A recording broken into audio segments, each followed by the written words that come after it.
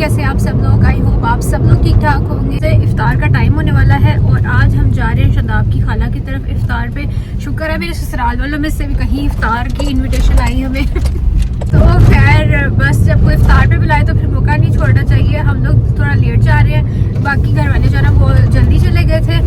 तो अब शादाब को क्योंकि कोई काम था तो उन्होंने लेट आना था, तो फिर मैंने सोचा चले मैं शादाब के साथ ही जाऊँगी। क्या हाल चाल है सबका? ठीक ठाक है? हाँ जी सब ठीक ठाक है। मैं आप लोगों की तरफ से जवाब दे देती हूँ, ठीक है? हाँ जी, रोजे कैसे गुजर रहे हैं सबके?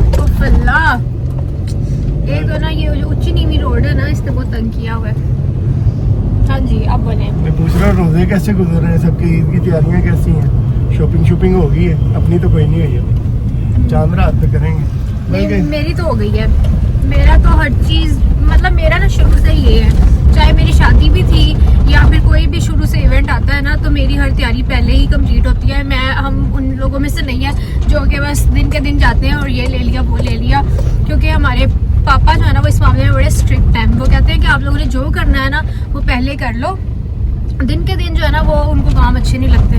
तो जनाब जहाँ मुझे मौका मिलता है मैं शादाब को वीडियो में ले लेती हूँ। बड़े लोग कहते हैं कि शादाब भाई अब ना वीडियो व्लॉग में आते नहीं है। तो जैसे मैंने आपको पहले बताया कि शादी के शुरू में जो है ना उनका ऑफ चल रहा था, तो इस वजह से वो ज़्यादा ही वेले थे, तो मेरे साथ व्लॉग में आ जाते थे। अब खुद वो बिजी हैं तो इसलिए जब मौका मिलता है फिर मैं इनके साथ व्लॉग बना लेती हूँ। अदरवाइज़ फिर मैं अपने रूटीन व्लॉग या घर के व्लॉग जो भी होते हैं वो आप लोगों के साथ शेयर करती रहती हूँ। तो आपका इस बारे में क्या ख्याल है? ख्याल यही है कि बस काम काज में ज़रा मसरूफ़ है, बाकी जब टाइम मिलता है या फिर मतलब पास होता हूँ लोग बनना होता है तो मेरी खुद भी कोशिश होती है हेलो हाय कर लूँ अपने बहन भाइयों से। और सब ठीक ठाक है?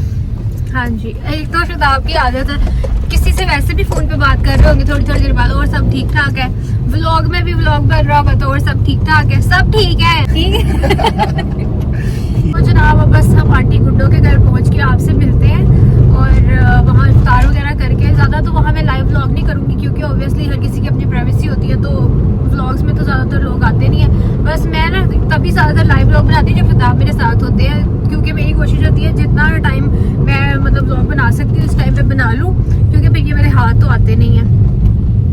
तो ये है जनाब मज़ेदार सा इफ़्तार। अच्छा इफ़्तार कम डिनर ही था, क्योंकि आजकल वैसे भी जो है ना वो रोज़ा खोल के इतनी मतलब एंड तक तो मुझे ऐसा लगता है फ्राइड चीज़ें खा खा के बंदा थक जाता है और दिल करता है नॉर्मल खाना खाने को।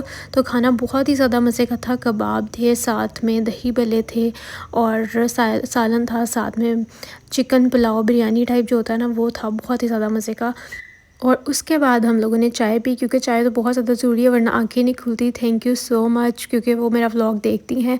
तो आंटी सब कुछ बहुत ज़्यादा मज़े का था। तो जनाब इफ्तार वगैरह से हम लोग फ्री होके तो निकल पड़े हैं। अभी एम्पोरियम जाना वो पास ही है आंटी के घर के, तो हम लोगों ने सोचा कि वहाँ पे भी एक चक्कर लगा लेते हैं। और चूड़ियाँ आपको पता है ईदी में जो है ना वो चूड़ियाँ अच्छी लगती हैं कि अगर आप किसी को गिफ्ट दे रहे हो, क्योंकि हम उनके घर बस एमरजेंसी में ही गए थे, तो यानी आज ही हमें पता चला था कि इफ्तार है, तो मैंने सोचा कि अब अच्छा नहीं लगता तो चूड़ियाँ ले जाते हैं। तो अब इसलिए हम लोग जा रहे हैं एम्पोरियम और वहाँ से चूड़ियाँ लेंगे। और मैं एज़ यूजुअल अपनी लिपस्टिक खा चुकी हुई हूँ क्योंकि मैं जब भी खाना खाती हूँ मैंने जितनी मर्जी पक्की, हालांकि मैंने टेंट लगाया था, जितनी मर्जी पक्की लिपस्टिक लगाई हो मैं खा भी जाती हूँ। ये देखें जनाब, हमेशा मैं जब भी एम्पोरियम आती लाइट्स दिखाती हूँ, तो आज मुझे शादाब ने याद कराया तुमने लाइट्स नहीं दिखाई। ये मैंने अपनी लिपस्टिक भी जो है ना वो ताज़ा कर लिया है। तो लेना हमें ज़्यादा कुछ भी नहीं है, सिर्फ हमें चूड़ियाँ वगैरह लेनी है। तो मैंने कहा कि चलो शादाब की कज़न्स के लिए और खाला के लिए चूड़ियाँ ले लेते हैं, ईदी भी अच्छी लगती हैं ऐसे छोटे छोटे जेस्चर्स। तो खैर हम लोग पहुंच गए थे एम्पोरियम और यहाँ पर इतना ज़्यादा रश था, इतना ज़्यादा। और ये ना मतलब मैं गुजर रही थी तो मुझे शॉप से बड़ी मज़े की ये चप्पल्स नज़र आई, तो मैंने कहा मैं देखती हूँ, क्योंकि ये मेडिकेटेड है और इतनी सॉफ्ट थी, but they were quite expensive. और ये ऑफ़ पे जो है ना, ये मैंने अभी जो गोल्डन वन पहनी हुई है ये 6000 की थी और अभी ये ऑफ़ पे थी, लेकिन ये बहुत प्यारी लग रही थी पाँव में भी और इतनी सॉफ्ट थी। और ये हम लोगों ने देखी थी मोचियानी पे, तो मैंने कहा मैं आपको बता देती हूँ कि अगर किसी ने लेनी हो तो ले सकते। बहुत प्यारी प्यारी थी, लेकिन ये है कि थोड़ी एक्सपेंसिव थी। तो मैंने कहा मैं ट्राई करके तो देखती हूँ ना। अच्छा ये वाली इतनी एक्सपेंसिव नहीं थी, ये जो फ्लैट्स थी ये मेरे ख्याल से 4000 या 4500 की थी, और ये भी बहुत सॉफ्ट थी। मतलब मुझे ना इनकी क्वालिटी इसलिए अच्छी लगी कि बहुत ज़्यादा सॉफ्ट थी, पाँव में पहनी हुई ना दुख नहीं रही थी, कंफर्टेबल लग रही थी। तो आप लोग मुझे बताना कि आप लोगों को इन सब में से कौन सी ज़्यादा अच्छी लगी। अच्छा शादाब मुझे बोल रहे थे कि वो जो गोल्डन वाली जो सबसे पहले मैंने पहनी थी ना वो ले लो, लेकिन मैंने कहा नहीं अभी नहीं मैं लूँगी, शायद इसके बाद जो है ना वो थोड़ा सा और इस पे ऑफ लग जाए फिर मैं लूँगी। मुझे कहते तुम क्यों देख रही हो उसकी प्राइस, ले लो अगर तुम्हें कंफर्टेबल लग रही है। तो मैंने कहा नहीं यार, मतलब इतनी सिंपल सी जूती के लिए 6000 कुछ ज़्यादा ही हो जाएगा। अच्छा उसके बाद जी हम लोग आ गए हैं चूड़ियों पे, और यहाँ पे बहुत ही प्यारा सा उन्होंने ना मतलब अलग से स्टॉल्स लगाए हुए हैं चूड़ियों के, जहाँ पे कुछ कपड़े भी थे, बैग्स शैग्स भी थे और खुस्सास भी थे। मतलब सारी ईद वाइब्स फुल यहाँ से आ रही थी। तो आई थॉट कि मैं आपको यहाँ से थोड़ी सी कलेक्शन दिखा देती हूँ। तो मैंने कहा मैंने ये कड़े पहन के देखे, मेरे हाथों में इतने फिट आए थे ना, बहुत ही ज़्यादा प्यारे लग रहे थे। और जो इसके नीचे लटकन है ना ये भी बड़ी मज़े की लग रही थी और थोड़ी छन छन भी कर रही थी। अच्छा ऐसी जो एस्थेटिक चूड़ियाँ होती हैं ना मुझे बड़ी पसंद है, और ये भी काफ़ी ज़्यादा प्यारे जो है ना वो सेट्स थे। लेकिन यहाँ पर मतलब अगर लोकल मार्केट में आप चूड़ियाँ लेंगे ना तो वो इतनी ज़्यादा एक्सपेंसिव नहीं होती ऐसी सेम, लेकिन यहाँ पर क्योंकि ऑब्वियसली एम्पोरियम मॉल के अंदर अगर ये लोग स्टॉल भी लगाते हैं तो उनको उतना ज़्यादा रेंट भी पे करना पड़ता है, इसलिए फिर चीज़ें भी थोड़ी एक्सपेंसिव होती हैं। तो और यहाँ पर जो ये कोन मेहंदी है ये मेरे ख्याल से 250 का, हाँ 250 की वो दे रहे थे। तो मैंने 2 कोन मेहंदियाँ ले ली। तो मुझे ना मेहंदी इतनी ज़्यादा सूट नहीं करती है, मैं जब भी लगाती हूँ मेरी स्किन बहुत ज़्यादा सेंसिटिव है तो वो थोड़ी बर्न हो जाती है। तो मैं फिंगर्स पे फिर भी लगवा लेती हूँ। जो स्किन कह रही हूँ हाथों की बैक साइड है ना, वहाँ मैंने शादी में भी लगवाई थी। तो मतलब शादी पे तो मजबूरी की वजह से मुझे लगवानी पड़ी, फिर भी मैंने इतनी ज़्यादा नहीं लगवाई थी, लेकिन मेरी स्किन बर्न हो गई थी। अभी भी मेरे स्टिल वहाँ पर जो है ना वो निशान है, वो आहिस्ता आहिस्ता ही अब टाइम के साथ जाएंगे। तो इसलिए मैंने सोचा कि हाथ के पीछे लगाने के लिए ना मैं जो टिक्कियों वाले स्टिकर्स होते हैं ना मैंने वो ले लिए थे, और फिंगर्स पे मैं मेहंदी लगवा लूँगी। तो मैं देख रही थी कि यहाँ पर जो स्टॉल्स लगे हुए वहाँ पे चप्पल्स कैसी लगी, खुद से इतने सॉफ्ट थे, मतलब कंफर्टेबल थे। अभी मैं आपको दिखाती हूँ, पैडेड खुस्से थे।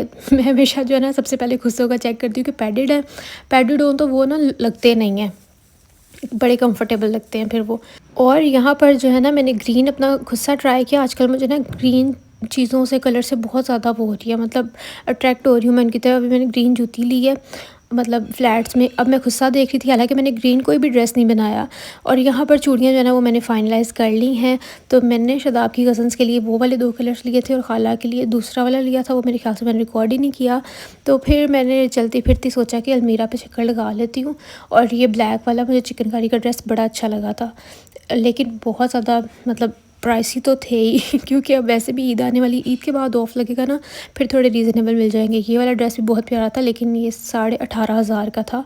और ये आइस ब्लू कलर या इस तरह के जो कलर्स हैं ना ये बहुत ज़्यादा इन है, और आजकल मुझे ऐसा लगता है हर किसी ने ईद पे यही कलर्स बनाए होंगे।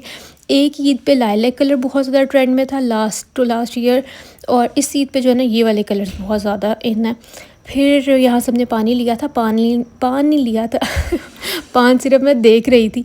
उसके बाद यहाँ से मैंने पॉपकॉर्न्स लिए क्योंकि मेरा दिल कर रहा था पॉपकॉर्न्स खाने का, और मुझे ये सिंपल वाले पसंद है, मतलब मुझे वो बटरी और क्या कहते हैं उसको मीठे वाले पॉपकॉर्न्स नहीं पसंद। यहाँ से मैंने ये वाली झुमकियाँ ली थी, इसके अलावा एक और झुमकियाँ ली थी, वो मेरे ख्याल से मैं कैप्चर ही नहीं कर सकी। अच्छा मैंने ना चीज़ें जो भी लेती हूँ मैं किसी के लिए, वो मैं ये सोच के लेती हूँ कि मुझे क्या पसंद है। तो मुझे ऐसा लगता है कि आपको किसी को वही देना चाहिए जो आपको खुद पसंद है। वैसे भी लड़कियाँ ना ऐसी छोटी छोटी झुमकियाँ और छोटी छोटी चीज़ें ज़्यादा पसंद करती हैं, क्योंकि ये भी सुन्नत है कि अगर आप किसी को तोहफ़ा दे रहे हो तो आप वो तोहफ़ा दो जो कि आप खुद अपने लिए पसंद करते हो, चाहे वो कोई कपड़ा है जो आप खुद पहनना पसंद करते हो वही दूसरों को दो। और वैसे भी मुझे ऐसा लगता है ये जो छोटे छोटे जेस्चर्स होते हैं ना यही लोग आपके याद रखते हैं। तो इसलिए मतलब छोटी छोटी चीज़ें आपको करते रहना चाहिए लोगों के लिए। अब यहाँ पर जो है ना हम लोग घर आ गए थे, तो शादाब ने कहा मेरा मगज़ खाने का बहुत ज़्यादा दिल कर रहा है, लेकिन मैं बनाऊँगा भी खुद। तो यहाँ पे शादाब खुद ही बना रहे हैं तो पहले प्याज को जो है ना वो हल्का सा सौते कर लिया, बाद में उसके अंदर अच्छा मुझे रेसिपी वगैरह पूछी थी, ये मैं आप लोगों को बता देती हूँ और ना टमाटर बोल रहे थे कि इसके अंदर जाएगा और हरी मिर्च, इसके अलावा तो कुछ नहीं जाएगा। मैंने कहा नहीं मैं तो ऐसे ही बनाती हूँ, और नमक मिर्च और हल्दी, बस ये चीज़ें डाली थी। मसाले को बहुत अच्छे से चॉप करके हमने मतलब छोटा छोटा करके डालना है और अच्छे से भूनना है। जितनी अच्छी बनाई होगी उतना अच्छा जो है ना, मैं हमेशा कहती हूँ खाने का टेस्ट आता है। और मगज़ को जो है ना मैं हमेशा धो के डालती हूँ, मतलब पानी को अच्छे से पहले बॉईल कर लेती हूँ, फिर उसकी आँच बंद कर देती हूँ, उसके बाद उसके अंदर मगज़ ऐड करती हूँ। तो आपने 3 to 4 मिनट्स के लिए मगज़ को गर्म पानी में रहने देना है, उससे मतलब उसको साफ़ करने के लिए, फिर जितना भी गंद होता है ना वो निकल जाता है। और फिर मैं उसको अच्छा, जब आपने मगज़ उसके अंदर ऐड करना है ना, तब उसको मतलब आँच को आपने बंद कर देना, फ्लेम ऑफ होनी चाहिए, वरना तो आपके सारे मगज़ उधर ही गल जाएंगे।